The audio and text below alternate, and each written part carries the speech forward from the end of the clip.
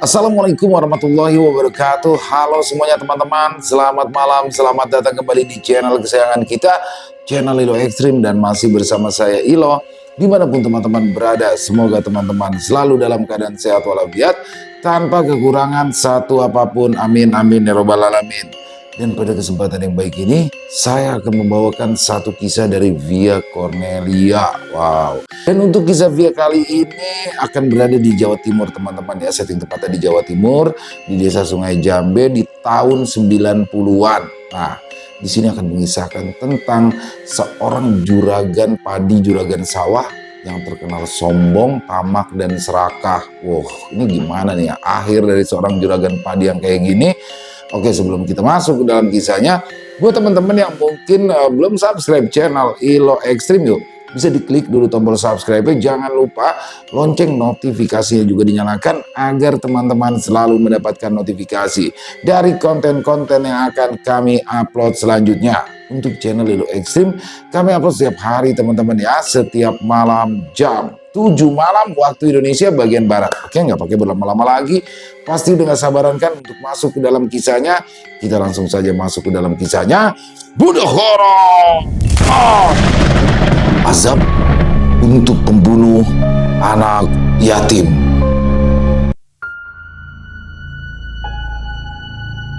Desa Sumber Jambe, Jawa Timur, sekitaran tahun 1990.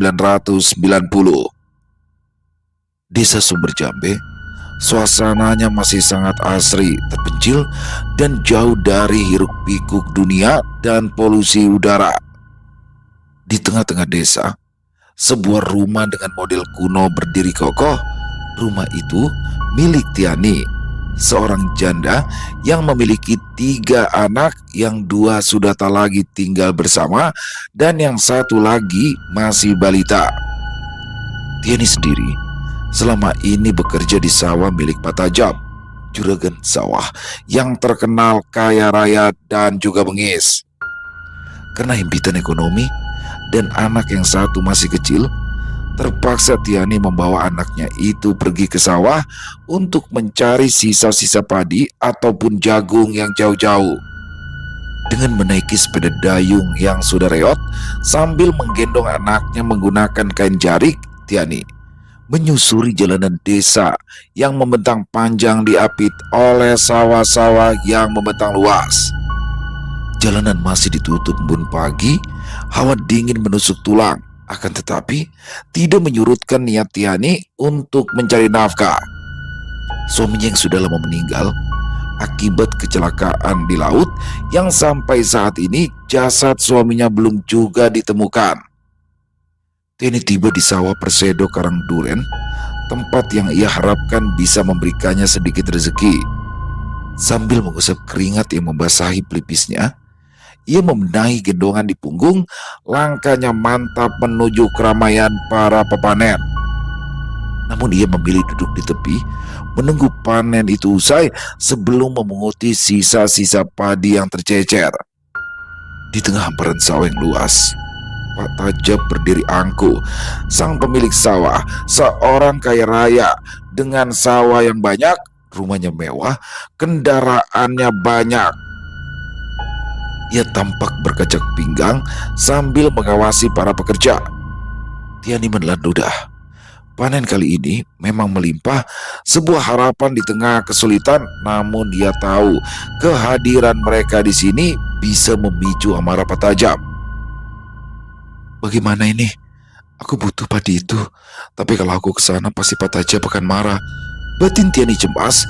Ia memutar gendongannya, memastikannya anaknya tetap nyaman di punggung.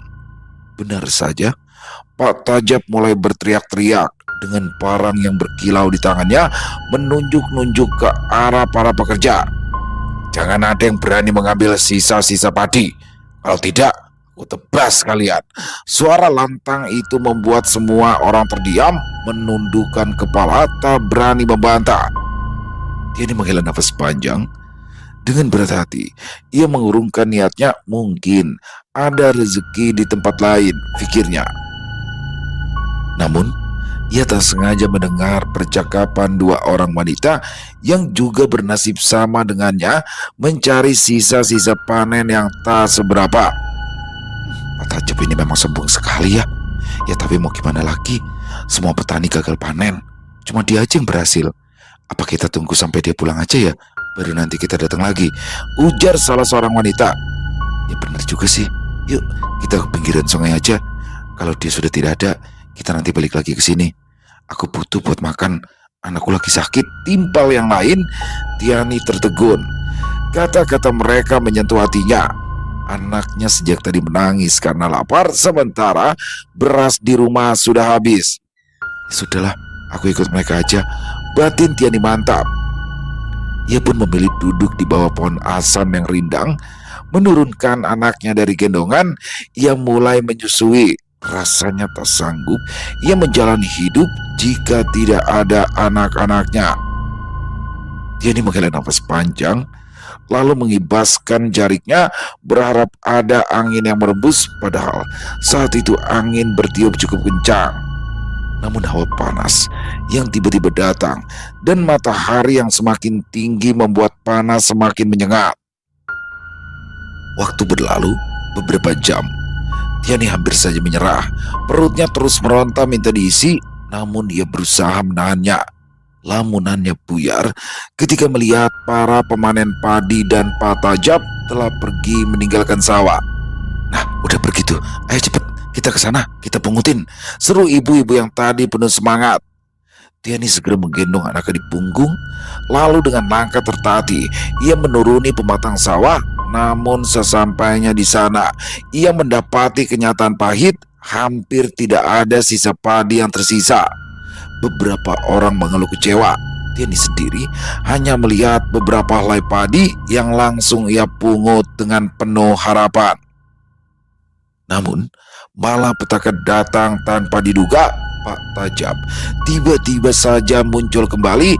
Wajahnya merah padam karena marah. Brengsek, mencuri kalian, teriak Pak Tajab.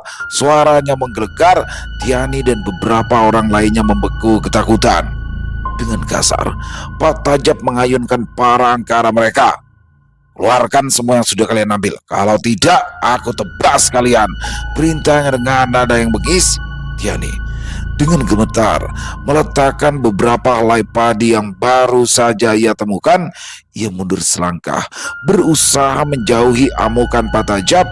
Orang-orang lainnya juga dengan cepat mengeluarkan isi tas mereka, menyerahkan hasil pungutan yang tak seberapa. Pak Tajab mengalihkan pandangannya ke arah Tiani, alisnya berkerut curiga. Kamu, cepat keluarkan apa yang kamu ambil. Apa kamu mau kepalamu aku penggal, ha? Tiani menggelengkan kepala. Air mata mulai mengalir di pipinya. Maaf Pak, tapi saya memang hanya dapat itu aja, jawabnya gagap. Pak Tajab tampak tidak puas dengan jawaban Tiani. Amarahnya semakin memuncak. Itu yang ada di belakangmu. Jangan bohong kamu, tuduhnya dengan nada tinggi. Ini bukan padi Pak, ini anak saya, jawab Tiani lirih, mencoba menjelaskan. Pak Tajab tidak percaya. Dengan gerakan cepat, ia menghampiri Tiani, lalu mendorong tubuhnya hingga terjatuh ke tanah. Kamu pikir aku bodoh? Hah? Rasakan ini. Cas! Jeritan kecil memilukan terdengar bersamaan dengan darah yang muncrat. Tubuh anak Tiani kini terbelah menjadi dua. Mata Tiani membelalak. Ia tak percaya dengan apa yang baru saja terjadi. Dengan tangan gemetar, dia membuka kain gendongan. Dia melihat anaknya sudah tak bernyawa, bersimbah darah. Mata orang-orang yang ada di sana membulat, terkejut sekaligus ngeri. Beberapa orang langsung menghampiri Tiani, berusaha menolongnya. Sementara itu, Pak Tajab menelan ludah, wajahnya pucat pasi. Ia mundur selangkah, menyadari perbuatannya. Bangun nak, bangun, bangun Komar. Tangis Tiani pecah, pilu merajam hatinya. Ia mendekap putranya erat-erat. Air mata membasahi wajah tak bernyawa itu. Matanya kemudian beralih kepada Pak Tajab. Sorotnya penuh amarah sekaligus dendam. Kamu pembunuh, Tiani menunjuk ke arah Pak Tajab dengan tangan gemetar. Namun laki-laki sombong itu justru memasang wajah tak bersalah seolah tak terjadi apa-apa. Dengan angkuh ia menjawab, "Loh, kamu yang salah. Kenapa aku yang dianggap pembunuh?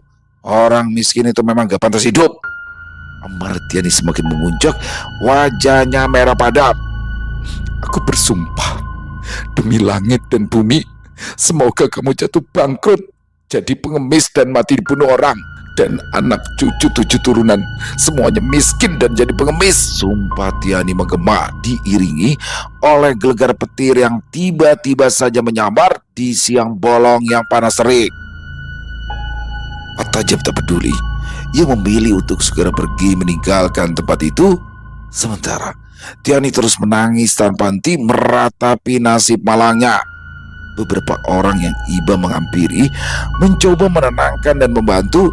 Salah seorang dari mereka berusaha menghentikan sepeda motor yang melintas untuk membawa jenazah bayi malang itu.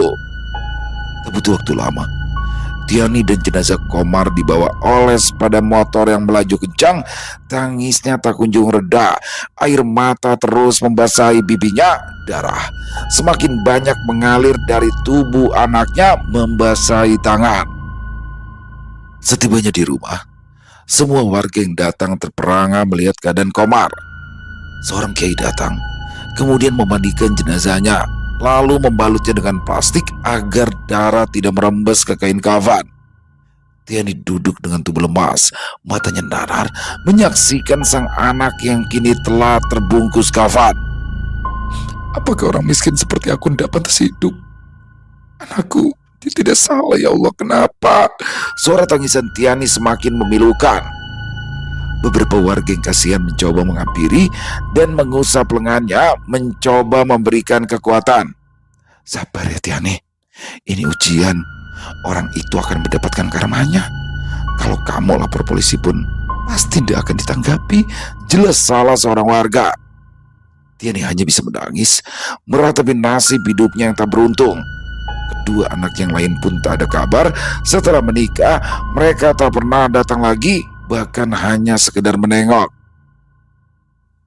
"Kenapa orang miskin seperti aku ini harus menderita seperti ini, Mbak? Apa orang seperti aku ini tidak layak hidup?" Tiani hanya bisa berucap dengan suara parau nyaris tak terdengar. "Sabar Tiani, Allah itu tidak tidur. Kamu harus percaya, apapun itu akan ada hikmahnya," jawab wanita itu mencoba menenangkan. Beberapa hari telah berlalu, namun kedua anak Tiani tidak ada yang datang menjenguk. Wajah wanita itu kini semakin pucat, tubuhnya semakin kurus. Ia bingung harus bagaimana, seolah tak ada lagi harapan baginya untuk hidup. Namun, mengakhiri hidup bukanlah jalan keluar. Dia masih ingat akan dosa. Tiani hanya bisa terdiam, terpaku dalam kesengsaraan yang seolah tak berujung.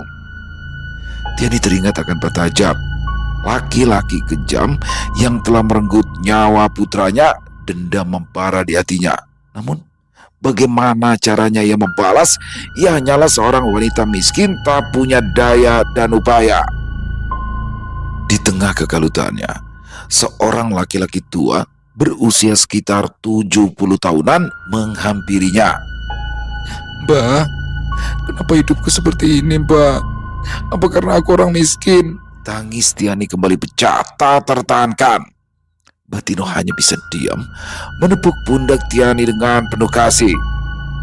"Jangan khawatir anakku. Datanglah ke makam Mbok Rondo Kasiman. Adukan semua yang membuatmu seperti ini. Tidak akan lama orang itu akan merasakan apa yang kamu rasakan, Dok," ujar laki-laki itu dengan penuh keyakinan. Tiani terdiam, mencerna kata-kata Batino. Siapa yang tidak kenal dengan laki-laki tua itu?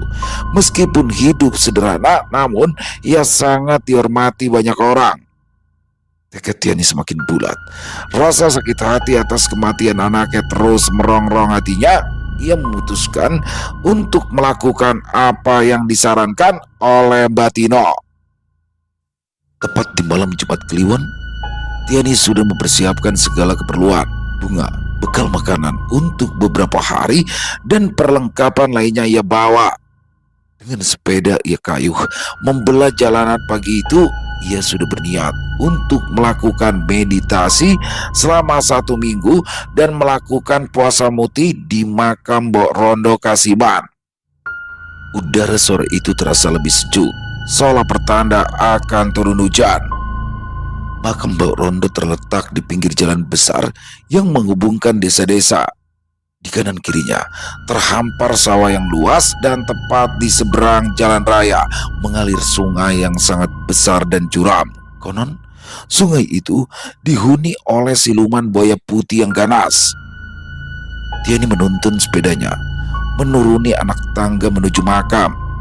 Dia membersihkan kaki dan badannya, bersiap untuk memasuki area makam. Di sana, Tiani mulai melakukan tirakat, semedi, puasa muti, dan ngembak geni. Dia akan dipandu oleh Batino, laki-laki tua yang memberikan saran. Karena puasa muti, ngembak geni, dan tirakat lainnya jika dilakukan tanpa guru yang membimbing justru akan berbalik dan membawa dampak buruk bagi pelakunya. Tiani sudah pasrah dengan hidup dan matinya. Dia hanya ingin hukum karma itu berjalan, membalas perbuatan keji Pak Tajam. Malam itu, suara jangkrik saling bersautan memecah kesunyian malam di luar. Suasana sudah sangat gelap, hanya diterangi oleh lampu penerang jalan dan lampu di depan makam. Sementara itu, Batino sudah pulang, meninggalkan Tiani seorang diri di tengah kesunyian makam Mbok Rondo Kasiban. Pada awalnya, Tiani merasakan bulu kuduknya meremang, tubuhnya merinding, namun ia tak peduli dengan semua gangguan yang mungkin datang selama ia melakukan meditasi. Angin bertiup kencang, suara benturan keras dari luar makam tak membuatnya gentar. Tiani tahu, suara-suara itu sengaja datang untuk menguji dan membuatnya goyah. Namun ia sudah bertekad, apapun yang terjadi, ia tidak akan menyerah. Jangan goyah, semua itu hanya halusinasi saja. Waktuku masih panjang, dan ini masih permulaan. Jangan menyerah, batin Tiani menyemangati dirinya sendiri. Angin berembus kencang, disertai aroma melati yang menyengat menusuk hidungnya, tapi Tiani tak peduli. Ia tetap fokus dengan mata terpejam, duduk bersila menghadap ke arah barat. Selama berjam-jam lamanya, suara-suara aneh itu terus menghantui. Bau tanah kuburan yang menyengat tercium semakin keras. Suara orang menimba air yang tak pernah berhenti juga terdengar jelas. Akan tetapi semua itu tidak mengurungkan niat Tiani. Tepat pukul 3:30 pagi, Tiani membuka mata. Ia mengambil 3 jumput nasi putih dan segelas air putih. Dengan perlahan, ia mengunyah nasi tersebut, lalu meminum segelas air hingga tandas. Saat azan subuh berkumandang, ia mulai berpuasa. Pagi menjelang, udara terasa sangat dingin. Saat itu, laki-laki tua yang membimbingnya, Batino, datang. Ia melihat keadaan Tiani sambil membawakan air minum. Hari ini akan ada banyak orang yang datang berziarah ke makam Mbok Rondo. Kamu tidak boleh terpengaruh. Biarkan saja mereka jika berisik, ujar laki-laki itu dengan tenang. Tiani tak menjawab, ia hanya memejamkan mata. Laki-laki itu tak butuh jawaban, ia hanya memberitahukan pada Tiani syarat yang harus dilakukan, karena itu adalah salah satu cobaan dalam melakukan ritual. Pak Buyan mengadakan acara hitanan dan mengundang kuda kencang. Hari ini, kuda itu akan sowan ke sini bersama dengan orang-orang dan anak-anak kecil yang menaiki kuda. Kamu jangan terpengaruh, sekalipun mereka membicarakanmu. Ingat tujuan awalmu, sambung laki-laki itu lagi mengingatkan. Setelah menyampaikan pesannya, laki-laki itu segera pergi meninggalkan Tiani. Dan benar saja, tak lama kemudian suara gendang bertalu-talu dipukul, kidung-kidung merdu dikumandangkan. Rombongan orang itu berhenti di makam Borondo. Ada yang berziarah, ada juga yang menatap aneka ratiani, dan ada pula yang mengadakan makan-makan di sekitaran makam. Mungkin mereka telah melakukan nazar sebelumnya. Acara itu berlangsung lebih dari 1 jam, dan selama itu Tiani tak bergeming, tak terpengaruh oleh apapun yang terjadi di sekitarnya. Tekadnya sudah bulat. Dia harus memberikan balasan yang setimpal kepada orang yang telah membunuh anaknya tanpa perasaan.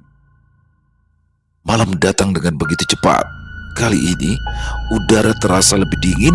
Tiani sudah terbiasa dengan hal-hal yang tak lazim di tempat itu. Ia merasa sedikit lebih tenang.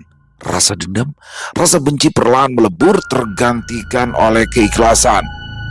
Sementara itu, di sebuah rumah mewah dengan gudang-gudang penuh berisi karung-karung jagung dan beras, tiba-tiba saja terdengar suara riuh. Itu adalah rumah Pak Tajab. Pak Tajab, gawat! Sawah bapak, tanaman bapak!" seru Bustomi, salah satu anak buahnya yang bertugas mengairi sawah. Pak Tajab keluar dari rumahnya, hanya mengenakan sarung tanpa baju, perutnya yang buncit seakan ikut bergetar saat berjalan. "Ada apa? Kamu itu apa nggak bisa, Pak? Bicara yang benar, ha?" hardik Pak Tajab. Wajahnya sudah merah padam. Bustomi terngangah. Wajahnya memerah karena berlari, keringat bercucuran meskipun malam itu udara sangat dingin. "Itu, Pak, banyak tikus, Pak. Padinya rusak. Terus yang di tempat lain padinya juga roboh. Padahal tidak ada angin atau hujan." Jelas laki-laki tersebut dengan wajah ketakutan. Mata Pak Tajab membulat sempurna, terkejut. Mendengar berita buruk itu, dia heran. Bagaimana bisa ada tikus dalam jumlah banyak, dan mengapa padi-padinya bisa roboh tanpa angin ataupun hujan? Pasti kalian itu yang kerjanya nggak becos. Makanya kalau kerja itu jangan hanya makan-makan saja. Makanan terus, kerjanya gak benar, hardik Pak Tajab yang justru menyalahkan orang lain atas kejadian tersebut. Bustomi hanya bisa menggelengkan kepalanya. Tak menyangka laki-laki itu bisa berkata demikian seolah ia lepas tanggung jawab atas apa yang terjadi. Tiba-tiba saja petir menyambar dengan suara menggelegar, membelah langit malam. Pak Tajab tak peduli. Ia tak mau menunda lebih lama lagi. Malam ini juga dia ingin melihat sendiri kondisi sawahnya. Ia tidak mau sampai mengalami kerugian besar. Baginya harta adalah segalanya, nomor 1 dalam hidupnya. Bustomi justru merasa semakin takut, bulu kuduknya meremang. Akan tetapi ia tak mau kehilangan pekerjaannya. Ia tak rela jika anak dan istrinya mati karena kelaparan. Angin semakin kencang menerpa rambut Bustomi dan tanah seketika berterbangan. Beberapa warga yang rumahnya tak jauh dari sana keluar. Mereka merasa aneh dengan cuaca ekstrim yang tiba-tiba datang. Pak Tajab tanpa mengenakan baju sudah berlalu dengan sepeda motornya membelah kegelapan malam. "Ada apa ini? Kok ada angin puting beliung ya?" tanya beberapa warga dengan nada cemas sambil berpegangan erat ke dinding rumah mereka. Atap seng rumah warga banyak yang berterbangan. Diterjang angin kencang, pohon-pohon bergerak liar, hampir roboh, dan banyak dahan serta ranting pohon yang patah jatuh berserakan di jalan. Suara jeritan histeris terdengar memecah kesunyian malam, menambah suasana mencekam. Akan tetapi semua itu tidak menyurutkan niatan Pak Tajab untuk tetap pergi ke sawah. Setelah sampai di lokasi, ia langsung saja turun ke pematang sawah. Namun baru beberapa langkah, tiba-tiba saja kakinya dikerubungi oleh tikus-tikus yang ganas menggigit-gigit kakinya seakan menemukan makanan baru. Pak Tajab berusaha menghindar. Ia menendang tikus-tikus itu, namun semakin ia melawan, semakin banyak tikus yang datang mengerubunginya dengan beringas.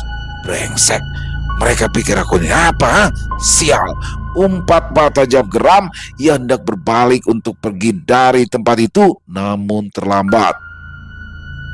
Tiba-tiba saja ada sesuatu yang melompat ke punggungnya dan membeli tangannya dengan kuat. Ada juga beberapa tikus yang melompat dan menggigit-gigit telinganya, membuat Pak Tajab menjerit kesakitan. Pak Tajab menjerit meminta tolong di tengah sawah yang sepi. Tak ada sinar bulan, langit mendung petang, dan angin berembus kencang, menambah kengerian suasana. Dengan sekuat tenaga, Pak Tajab berlari menuju ke arah sepeda motornya. Tolong, tolong, sial. Apa ini? Ada apa? Siapa yang sudah berani main-main denganku, ha? Masih saja Pak Tajab meracau dengan kesombongan, tak menyadari bahwa ia sedang menghadapi kekuatan yang jauh lebih besar daripada dirinya. Akan tetapi, tikus-tikus itu semakin beringas menyerangnya. Pergi, tikus sialan, kurang ajar. Pak Tajab terus berlari, nafasnya terengah-engah. Dengan susah payah, akhirnya ia sampai di sepeda motornya. Ia segera menaiki motornya itu dan pergi dari tempat itu secepat mungkin. Anehnya, setelah ia meninggalkan area persawahan, tikus-tikus itu lenyap begitu saja, seolah tak pernah ada. Pak Tajab memacu sepeda motornya dengan kecepatan tinggi, berusaha menjauhi teror tikus mengerikan itu. Sementara itu, Bustomi sendiri tadi memilih untuk pulang karena khawatir dengan keselamatan keluarganya. Bustomi bukanlah orang kaya. Rumahnya hanya terbuat dari kayu. Meskipun atapnya sudah genting, namun ia tetap saja takut jika tiba-tiba rumahnya yang sudah reot itu roboh diterjang angin puting beliung. Pak Tajab pun akhirnya sampai di rumahnya. Dia terkejut melihat pemandangan di depan rumahnya. Pohon-pohon di depan rumahnya banyak yang tumbang, daun-daun berserakan di halaman. Dan yang paling aneh, mengapa istri dan anak-anaknya tidak ada yang keluar, seolah mereka tidak tahu apa yang terjadi di luar. Pak Tajab merasakan perih luar biasa di punggungnya. Dia meringis kesakitan, dan benar saja, saat ia meraba punggungnya, dia merasakan darah yang meleleh. Apalagi ia tidak mengenakan baju, sehingga luka akibat gigitan tikus itu terasa semakin perih. Pak Tajab masuk ke dalam rumahnya. Dia melihat sang istri sedang asyik menonton televisi seolah tak terjadi apa-apa, sementara ketiga anaknya tak tahu berada di mana. Mungkin mereka berada di kamar masing-masing. Leha, kamu ini malah enak-enakan aja di dalam. Kamu udah lihat, di luar itu angin kencang. Pak Tajab datang-datang sudah marah, melampiaskan kekesalan pada sang istri. Sang istri yang sudah paham betul dengan watak sang suami hanya menulis sekilas dan menganggukkan kepalanya dengan malas. Ya tahulah, terus aku mau apa? Mau keluar gitu teriak-teriak? Orang aku di dalam udah enak dan aman kok, jawab Leha dengan nada tak peduli. Pak Tajab semakin kesal kala mendengar jawaban istrinya. Ia membanting kunci motor ke atas meja dengan kasar. Brak! Kamu itu gak tahu, aku itu baru pulang dari sawah. Gak khawatir apa kamu? Kalau aku kenapa-napa? Pak Tajab semakin marah. Sang istri bangkit dari duduknya dan berkecak pinggang menantang. Loh, kamu kan pulang dengan selamat. Masih hidup kan? Dia sakit atau bagaimana kan? Terus apa yang harus aku khawatirkan? Kamu itu wes tua, Pak. Lagi pula kamu ini siapa dulu? Ingat asal-usulmu. Setelah mengucapkan kata-kata pedas itu, Leha segera pergi meninggalkan Pak Tajab, tak peduli dengan punggung sang suami yang masih mengeluarkan darah. Pak Tajab menjambak rambutnya dengan kasar, frustasi dengan keadaan yang menimpanya. Ya, dia tahu, jika bukan karena ayahnya Leha yang dulu memberikan warisan sawah, dia tidak mungkin akan menjadi sekaya ini. Akan tetapi, Pak Tajab juga berpikir kalau bukan karena dirinya yang pintar mengelola lahan, tidak akan mungkin saat ini sawah, tanah, dan rumah mereka bisa menjadi seperti ini. Dasar wanita gak guna, mati aja kamu, biar aku bisa nikah lagi, umbat Pak Tajab dengan nada penuh kebencian. Tiba-tiba saja petir menyambar dengan suara menggelegar. Kilaunya sangat jelas hingga menggetarkan kaca-kaca rumah mewah itu. Pak Tajab merasa aneh dengan kejadian itu. Ia segera masuk ke dalam kamarnya. Ya, Sudah lama Pak Tajab bisa ranjang dengan istrinya, Leha. Tak mau lagi tidur dengan Pak Tajab. Wanita itu beralasan kalau Pak Tajab terlalu gemuk, makan tempat, dan bau badannya tidak sedap membuat dia mual. Punya istri gak guna banget. Gimana aku ngobatin luka di punggungku? Sial. Gerutu Pak Tajab kesal, merasa tak berdaya dengan situasi yang menimpanya. Keesokan harinya, suasana di rumah Pak Tajab tampak seperti biasa. Ya, mereka memang kaya raya, namun tidak dengan keharmonisan keluarga. Setiap hari selalu saja ada perdebatan antara dirinya dengan sang istri ataupun ketiga anak-anaknya. Pak, apa benar waktu itu Bapak bunuh anak tukang masak? Tanya Roni, salah satu anak Pak Tajab yang terkenal baik hati dan tidak pernah berbaur dengan sang ayah, sebab semua prinsip dan pola pikir mereka bertentangan. Pak Tajab yang sedang menikmati nasi goreng sontak saja berhenti mengunyah. Dia meletakkan sendok di piring dengan kasar dan menatap tajam ke arah Roni. Tahu apa kamu? Hah? Apa urusannya sama kamu? Mau aku bunuh kek? Mau aku tendang kek? Urusanku. Suruh siapa miskin dan suka mencuri. Pak Tajab sudah ngoceh panjang lebar, wajahnya memerah, rahangnya mengeras. Roni menggelengkan kepalanya, merasa prihatin dengan sikap ayahnya. Dia menoleh ke arah Cynthia dan Anton, kedua adiknya. Mereka saling bertatapan seolah memberikan isyarat yang hanya mereka pahami. Galak sih boleh galak, Pak. Kamu itu udah bunuh dan jadi pembunuh. Jangan mentang-mentang kebal hukum. Anton bersuara dengan nada sinis. Ya, selama ini dia memang yang paling memberontak, sering mabuk-mabukan, bahkan tak jarang main perempuan. Anton kemudian beranjak dari meja makan, bahkan sebelum menyentuh makanannya. Pak Tajab semakin murka mendengar ucapan Anton. Ia bangkit dari duduknya dan menggebrak meja dengan keras, membuat semua orang di ruangan itu terkejut. Kamu, anak gak guna, berani-beraninya kamu ngomong kayak gitu sama aku, ha? Kamu pikir kamu itu siapa? Cuma bisa poya-poya gak jelas, ngabisin uang bapaknya. Pak Tajab meraung, melampiaskan kemarahannya pada Anton. Leha hanya bisa menggelengkan kepalanya, merasa muak dengan drama yang selalu terjadi di dalam keluarga itu. Anton berbalik dengan santai dan menoleh ke arah Pak Tajab. Lebih baik gak guna daripada jadi pembunuh. Aku itu foya-foya pakai uangku sendiri, Pak. Lagi pula, apa kamu pernah ngasih aku uang? Cuma makan di rumah ini kan? Toh selama ini aku juga jarang makan di rumah. Oh, atau kamu mau bilang aku tinggal di rumah ini gratis? Ingat Pak Tajab yang terhormat, Anda itu dulu juga nggak lebih dari seorang gembel. Kalau bukan karena nikah ini, Bu, Anda tidak akan pernah menjadi seperti ini. Anton berbicara panjang lebar dengan suara datar, namun kata-katanya sangat menusuk. Roni hanya bersedekap, merasa bahwa semua unek-uneknya sudah terwakili oleh Anton. Cynthia hanya bisa menenggelamkan wajahnya, merasa sedih dan berharap keluarganya bisa harmonis, bukan terus bertengkar seperti ini. Anton segera pergi meninggalkan rumah. Sebenarnya selama ini ia memiliki usaha jual beli motor bekas. Semula dia hanya menjual motor milik orang lain tanpa modal, namun lama-kelamaan ia bisa memiliki modal sendiri dan menjalankan bisnisnya dengan baik.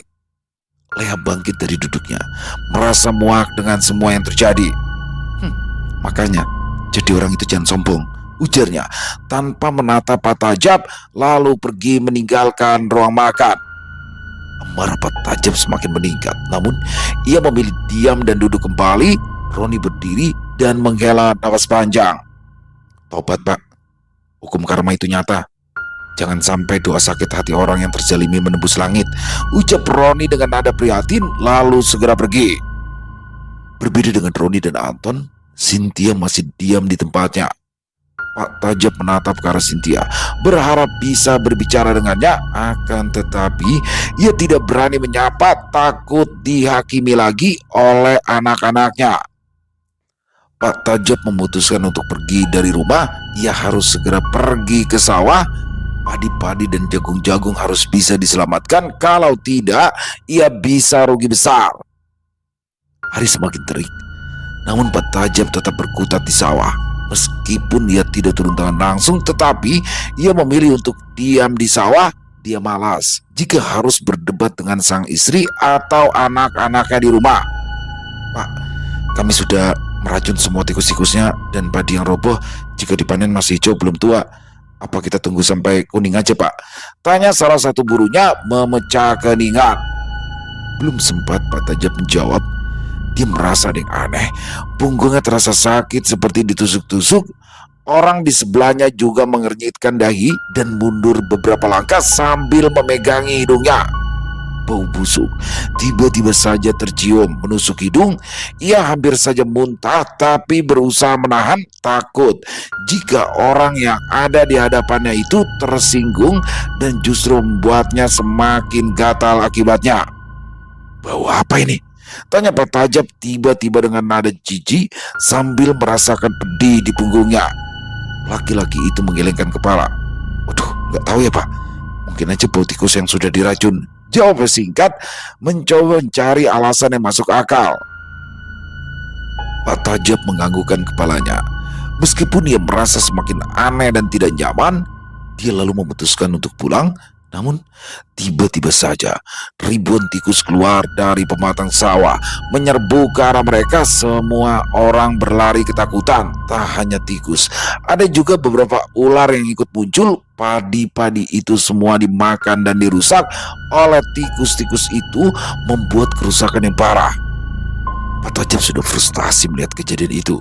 Dia pun akhirnya memilih untuk pulang dengan perasaan kesal dan tak berdaya. Orang-orang merasa aneh, sebab tikus yang banyak hanya menyerang sawah milik Pak Tajab, sementara di sawah lain bersih tidak ada hama sama sekali. Kayaknya ini azab deh. Sumpah wanita waktu itu pasti manjur. Apalagi waktu itu langsung ada kilat yang menggelegar, kayak ngerestuin sumpahnya gitu. Celetuk salah satu orang yang dijawab anggukan kepala oleh semua orang yang mendengar. Iya juga sih, aku itu sampai kasihan loh sama wanita itu. Yang memang Pak Tajab ini kayaknya perlu diberikan pelajaran. Sudah keterlaluan dia, mentang-mentang kaya. Ujar salah satunya lagi menambahkan. Ya benar, biarin aja. Itu tikus-tikus, biar aja bangkrut manusia sombong dan serakah itu. Timpal yang lain dengan nada sinis. Pak Tajab pulang dengan perasaan kalut dan marah. Setibanya di rumah, bau busuk semakin menjadi-jadi menusuk hidungnya. Dengan penasaran, ia segera membuka pakaian yang ia kenakan. Alangkah terkejutnya saat melihat punggungnya penuh luka melepuh, mengeluarkan darah dan juga darah, serta bolong-bolong berbau busuk. Ya ampun, kenapa kayak gini? Kenapa ini? Pak Tajab membelalakan matanya, tak percaya dengan apa yang dilihat. Namun itu semua belum berakhir. Dia semakin histeris saat melihat dari luka-luka di punggungnya itu keluar ulat-ulat putih menjijikan. Ulat-ulat itu bergerak dengan cepat, menjalar ke seluruh tubuhnya hingga membuat Pak Tajab berteriak histeris. Tolong, Leha, tolong aku Leha, teriak Pak Tajab histeris. Istrinya tak kunjung datang. Dia berusaha membersihkan ulat-ulat itu, namun semakin ia berusaha, semakin banyak ulat yang keluar. Tubuhnya terasa gatal dan panas seperti terbakar. Pak Tajab segera berlari ke kamar mandi dan menyirami seluruh tubuhnya dengan air, berharap ulat-ulat itu hilang. Namun air tidak membantu sama sekali. Ulat-ulat itu tetap menempel di tubuhnya dan semakin banyak. Leha muncul tiba-tiba karena muak dengan suara Pak Tajab yang membuat gendang telinganya hampir pecah. Ada apa lagi sih Pak? Kamu itu kok? Leha berhenti. Dia terkejut melihat sang suami yang keluar dari kamar mandi dengan sebagian tubuhnya yang mulai membusuk. Bau busuk tercium. Dia hampir saja muntah. Pak, kamu kenapa Pak? Leha heran. Aku semalam itu digigit tikus di sawah. Aku nggak tahu kok bisa jadi kayak gini ya, jawab Pak Tajab dengan suara lemah. Pasti infeksi tuh. Wes, aku panggilin mantri dulu. Kamu istirahat aja. Leha segera memanggil mantri langganannya.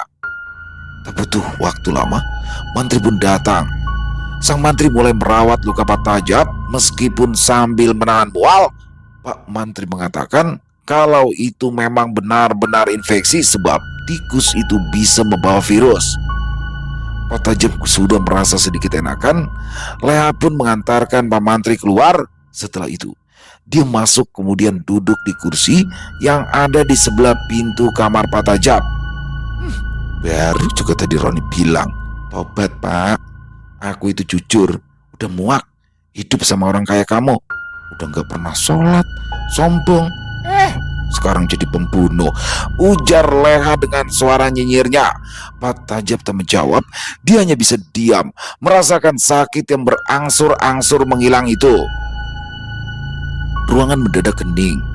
Tak ada lagi yang berbicara. Pak Tajab mulai memejamkan matanya. Sementara itu, Leha juga hampir ketiduran di kursi sebelum ada suara teriakan dari arah luar. "Ada apa itu? Leha, cepat lihat!" perintah Pak Tajab. Leha tak menjawab, tapi ia segera keluar dengan langkah malas. Setelah sampai di pintu, ia langsung saja membukanya. "Ada apa ya bapak-bapak?" tanya Leha dengan suara lembut. "Anu bu, itu anak ibu, si Cynthia. Anu bu." Orang itu tak bisa melanjutkan ucapannya. "Ada apa sih pak? Tolong yang jelas dong. Ada apa sama anak saya? Anaknya mana?" Tubuh Leha bergetar, jantungnya berdegup kencang. Laki-laki itu menelan ludahnya secara kasar.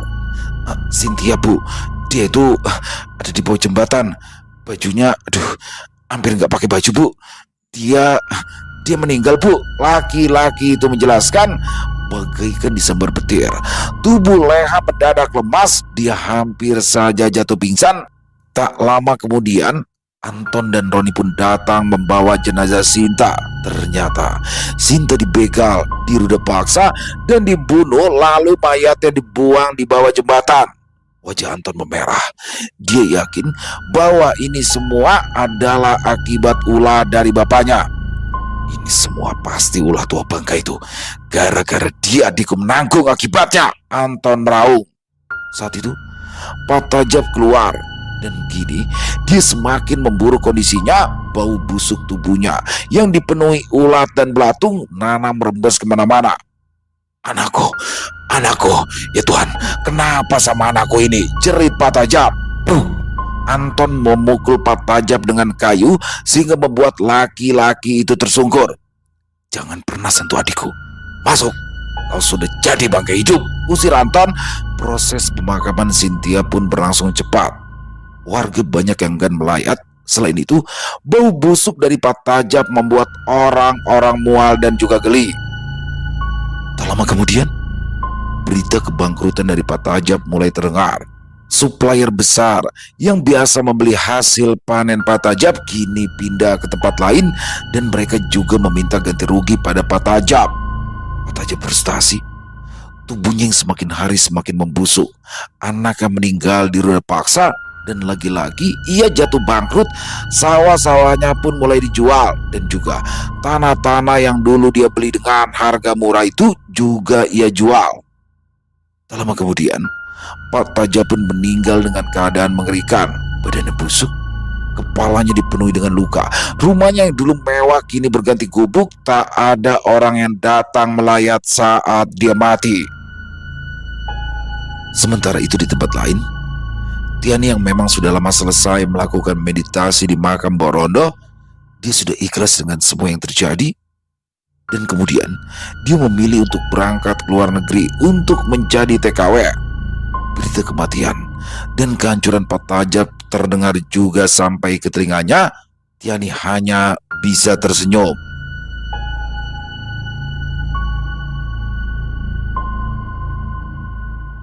Selesai. Wow, luar biasa kisah dari Via Cornelia. Waduh, Pak Tajab akhirnya dia mendapatkan akhir yang tragis. Dan bagaimana sumpah dari Tiana, bukan sekedar sumpah juga sih, dia melakukan ritual juga ya. Jadi dia ikut menjemput karma juga tuh untuk Pak Tajab. Dia melakukan ritual di makam Barondo sehingga semua itu langsung didapati cash oleh Pak Tajab di dunia. bagaimana dia harus kehilangan harta bendanya, bangkrut, bagaimana dia harus kehilangan anak wanitanya, anak perempuan yang disayanginya, dan juga bagaimana dia akhirnya meninggal dengan kondisi yang mengenaskan, tragis banget. Padahal kan memang itu kalau menurut saya kecelakaan ya, kecelakaan karena dia nggak tahu dong kalau di badannya itu, di punggungnya itu si Tiana itu lagi gendong anak tuh teman-teman. Jadi ketika dia menyabetkan parang kan dia pikir itu gabah ya. Gabah itu, kita ada yang nanya tuh gabah itu apa? Gabah itu adalah beras ya. Jadi padi itu adalah bakal beras teman-teman. Jadi di sini sangkanya gabah, dihajar tuh pakai parangnya, prak, nggak taunya astagfirullahaladzim itu anak dari Tiana. Tapi di sini dia nggak minta maaf, harusnya kan dia minta maaf, dia urus mengakui kesalahannya. Dan di sini juga mungkin di tahun-tahun seperti itu, apalagi di desa terpencil tuh kayak apa ya, masih awam tuh orang-orang tentang hukum. Waduh, kalau sekarang mah jangan kan seperti itu, ngebentak aja udah bisa dilaporin, mukul aja, apalagi sampai yang terjadi oleh Pak Tajab, udah langsung aja viral, udah pasti tuh kalau sekarang ya kan, masuk langsung medsos tuh. Tapi di tahun 90-an memang seperti itu ya teman-teman ya. Dan juga mungkin banyak teman-teman yang mikir masa iya sih sesusah itu. Benar teman-teman, di tahun 90-an itu ya, kalau zaman dulu orang susah itu yang benar-benar susah. Beda kayak sekarang nih, ada orang ngaku-ngaku susah pinjam duit tapi sambil main handphone ya kan, masih punya handphone, masih punya kuota. Kalau dulu orang minjem duit nggak bisa makan, bener-bener dia nggak bisa makan. Jadi beda jauh deh. Alhamdulillah ya kita hidup di zaman sekarang ini yang serba mudah, yang ya itu dia saya bilang kan banyak mungkin ya teman-teman juga ada yang pinjam duitnya tapi ngetikin lewat handphone gitu ya kan. Berarti kan dia masih punya kuota atau masih punya handphone. Jadi kalau dulu susah, bener-bener susah. Dan dulu tuh kalau saya ingat malah kayaknya nggak ada tuh makan pagi, makan siang, makan malam. Kalau dulu makannya lagi lapar aja. Jadi mungkin itulah yang membuat mental-mental orang-orang di tahun itu yang sekarang udah tua ini lebih kuat ya. Tapi ya itulah, setiap generasi pasti akan punya kelebihan dan kekurangannya masing-masing. Sekali lagi terima kasih Via Cornelia, keren banget kisahnya, ditunggu lagi kisah-kisah selanjutnya. Marilah kita ambil hikmah yang baik dari kisah barusan dan dibuang yang buruk-buruknya. Dan buat teman-teman yang mungkin punya komentar lain, punya pendapat lain, bisa menuliskannya di dalam kolom komentar. Buat yang suka dengan videonya, bisa diklik tombol like atau tombol jempol, boleh juga dibantu di-share ya link videonya ini ke teman-teman yang lain. Oh iya, tombol hype-nya juga dong teman-teman, diklik jangan lupa ya. Dan di akhir kata, saya Ilo mengucapkan permohonan maaf apabila mungkin dalam pembawaan kisahnya barusan ada kata-kata saya yang salah ataupun ada kata-kata saya mungkin yang kurang berkenan. Saya mohon dibukakan pintu maaf yang seluas-luasnya. Sampai berjumpa lagi di konten-konten kami selanjutnya yang pasti tidak kalah ngerinya, pasti tidak kalah seramnya. Masih bersama saya Ilo di channel Ilo Ekstrim. Salam sehat, sukses selalu untuk kita semua. Wassalamualaikum warahmatullahi wabarakatuh.